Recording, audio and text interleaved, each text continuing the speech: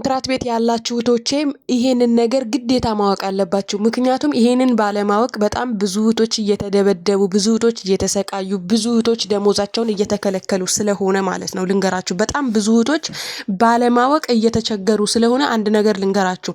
እቺ በምስሉ ላይ ያሳየኋችሁ እህታችሁ ምንድነው ያለችው? 5 ወር እንደሆነ ከመጣች መዳም ቤት ከመጣች ሰዓት ጀምራ ምግብ እንደማሰጣት፣ ቀን በቀን እንደምትደበድባት፣ እንደምታሰቃያት ነው የተናገረችው ማለት ነው። እና ስራ አታቂም ብለም ደሞዟ እንደማትሰጣት ነው የተናገረችው ማለት ነው። በመጀመሪያ ደረጃ አንድ ነገር ልንገራችሁ። ኮንትራት ቤት 1 ወር ሞክራችሁት ከዛ በኋላ እናንተ የሚያሰቃያችሁ ከሆነ፣ የሚደበድቧችሁ ከሆነ፣ ዲስሪስፔክት የሚያደርጓችሁ ከሆነ በ1 ወር ውስጥ አገር ቤትም ያሳፍራችሁ ቢሮም ይውሰዳችሁ መወሰን መቻል አለባችሁ። ሲጀመር በ1 ወር ውስጥ እናንተ በቃ ስራ ከአቅሜ በላይ ነው ብላችሁ ስራ የምታቆሙ ከሆነ አያሳፍሯችሁም። ቀጥታ ወዴት ነው የሚወስዷችሁ? ቢሮ ነው የሚወስዷችሁ። 1 ወር ላይ ከሆነ ማለት ነው። ለምን? እነሱም ብራቸውን አይከስሩም፣ እናንተም ደግሞ አያስፈራሯችሁም፣ እናንተም ብራችሁን አትከስሩም ማለት ነው። ግን የኛ ልጆች በጣም ስህተት የምትሰሩት እነዛ ሰዎች ይሻሻላሉ፣ እያደሩ እየዋሉ ይሻሻላሉ ብላችሁ የእናንተንም ጊዜ ታቃጥላላችሁ፣ የእነሱንም ጊዜ ታቃጥላላችሁ። ጊዜው በተቃጠለ ቁጥር 1 እና 2 3 ወር 4 ወር እየሄደ በሄደ ቁጥር ስቃራችሁ እየበዛ ነው። መብታችሁን ማስከበር አትችሉም። ኢቭን መብት ቢኖራችሁ ራሱ አሳፍርሻለሁ እያለች ነው የምታሰቃያችሁ ማለት ነው። ችግራችሁን በ1 ወር ውስጥ መቅጨት መቻል አለባችሁ። በ1 ወር ውስጥ ኢቃማ ሳያሰሩላችሁ እናንተም ችግር ሳትገቡ እናንተም ብዙ በደልና ብዙ ስቃይ ሳታስተናግዱ ወደ ቢሮ መመለስ መቻል አለባችሁ ማለት ነው። ምክንያቱም እነዚህ ሰዎች ጊዜው በረፈደ ቁጥር ቢሮ ሰራተኛ አይሰጣቸውም። እናንተም ብቻ ነው ቢሮ የሚመልሱት። እነሱ ደግሞ አይፈልጉም። እነሱ ከስረው እናንተ እንድትጠቀሙ አይፈልጉም። ችግራችሁን በአጭር ጊዜ ውስጥ ቋንቋ ባታቁም ስቃይ ችግር ከአቅማቸው የሆነ ነገር ብቻ ካለ ትህትና የሌለው ከሆነ በትህትና ሆነ ብዙ ጥሩ አረቦች አሉ። በትህትና ነው የሚያስለምዷችሁ። እነዛን ነገሮች ከሌለ ስራው ከአቅማችሁ በላይ ምግብ ምናምን ስፔሻሊ ከሌለ በ1 ወር ውስጥ ስራሽን አቁም። የመጣ ነገር ይምጣ ቢሮ ውሰጂኝ ትያለሽ። ቢሮዎቹ አናግሪ ምናምን ትባያለሽ። እኔ ቢሮ መሄድ ብቻ ነው የምፈልገው ብለሽ ግግም ብለሽ ትቀመጫለሽ ማለት ነው። ከዛ በሰላም ትወጫለሽ።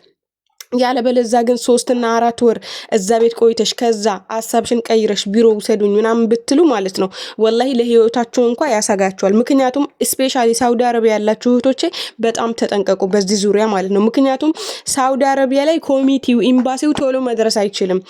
እንደ ዱባይ አይደለም። እንደ ዱባይ ኤምባሲ ኮሚኒቲ ሄደው የአረብ በር አንኳኩተው እናንተን ማውጣት አይችሉም። ህጉ ከባድ ነው ማለት ነው።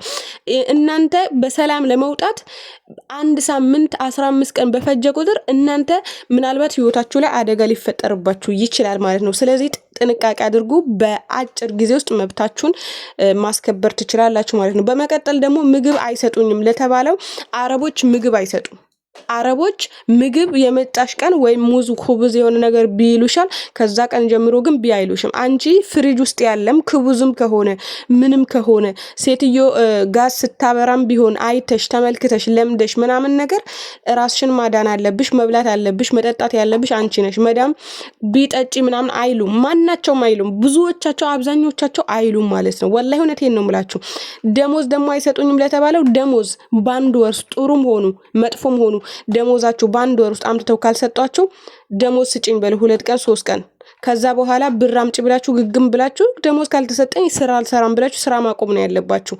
በ1 ወር ውስጥ ይሄን ሁሉ ነገር የምታስተምሯቸው ከሆነ አይ እሷ በገንዘቧ አትደራደርም፣ አይ እሷ በክብሯ አትደራደርም፣ ጠንካራ ሰራተኛ ናት፣ ኮንፊደንስ ያለ ሰራተኛ ብለው ስለሚያስቡ ሁሉም ነገራችሁን ያከብሩላችኋል ማለት ነው። ወላሂ እውነቴን ነው። ግን እነሱ የሆነ ዲስሪስፔክት ያረጓችሁ ያኔ እንደዚህ ሲንቋችሁ ምናምን ነገር በትህትና ሳያዋራችሁ ሲሰድባችሁ እናንተ አንገታችሁን ደፋችሁ እሺ የምትሉ ከሆነ እስከ 2 ዓመት ድረስ ደሞዝ አይሰጧችሁም። እየተረገጣችሁ እየተራባችሁ እየተሰቃያችሁ ስቃያችሁ እየባሰ ነው የሚሄደው ማለት ነው። ልንገራችሁ፣ መብታችሁን ማስከበር ያለባችሁ ቋንቋ ሳቅ ነው የምናገራት፣ ቋንቋ ሳቅ ነው እንደዚህ ማደርገው ምናምን የሚባል ታሪክ የለም። ወሳኝ የሆነች ሰራተኛ መሆን አለባችሁ። ቆፍጣና ወሳኝ የሆነች እምቢ ከሆነ እምቢ፣ እሺ ከሆነ እሺ የምትል የሚጎዳትም ነገር የሚጠቅማትም ነገር እሺ ማትል ሰራተኛ መሆን መቻል አለባችሁ።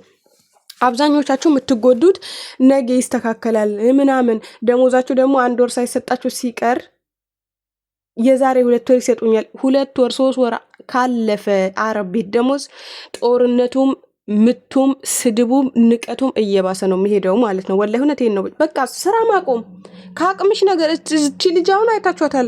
ወገቧ እስኪቀጠቀጥ ድረስ ወገቧን ይዛ ነው እየተኮሰች ያለችው። ወላሂ በራብ እየሞተች ማለት ነው። በቃ ይሄ በቃ እኔ ድሃ ነኝ የድሃ ልጅ ነኝ የሚባለው ነገር ይቅርባችሁ ጋይስ።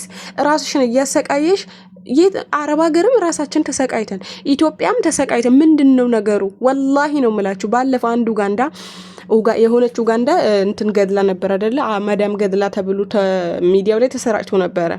ከዛ መዳሟ ስታላግጥባት ወላሂ አለች ደሞዜም አልፈልግም ምንሽም አልፈልግም አንቺ ቤትም ማደር አልፈልግም ፓስፖርቴን ብቻ ስጭኝ ያለቻት። ግን ሴትየው በጣም ስለፈራች ገንዘቧንም ሁሉ ነገሯን ሰጥታ ከዛ ቤት ወዲያው ማስወጣቻት ማለት ነው። እና ራሳችሁን ማስከበር ስትጀምሩ ነቃ ደንገጥ ስትሉ ነቃ ደንገጥ በሉ ምናምን ስላችሁ ስራችሁን እንትን አደጋ ላይ የሚጥልባችሁ ነገር ስሩ ማለት አይደለም። ግን ራሳችሁን ማስከበር መቻል አለባችሁ። ገባችሁ አይደለ? በቃ የሆነ ነገር ካልተመቻችሁ ለማመቻቸት መሞከር ጥሩ ነው። ግን መመቻቸት የማይችል ከሆነ መስተካከል የማይችል ከሆነ ደግሞ ራሳችሁን መጉዳት የለባችሁም። ራሳችሁን አደጋ ላይ መጣል የለባችሁም።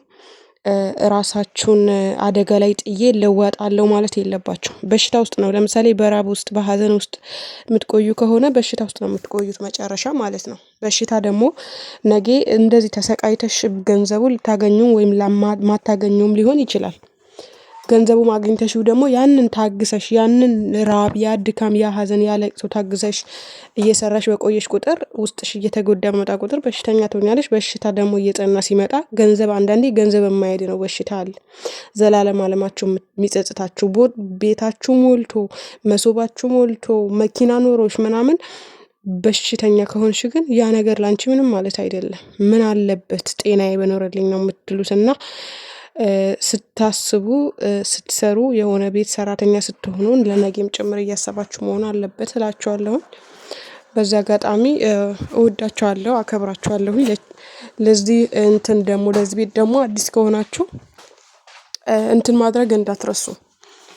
ሁሉም ነገር አድርጉ ተቀላቀሉ ለሁሉም ነገር። ከዛ ባሻገር ደግሞ እንትን ማለት የለባችሁ። ይሄ መፍራት መሳቀቅ ምናምን ነገር መሆን የለበትም። ራሳችሁን እየጠበቃችሁ መስራት ግድ ነው።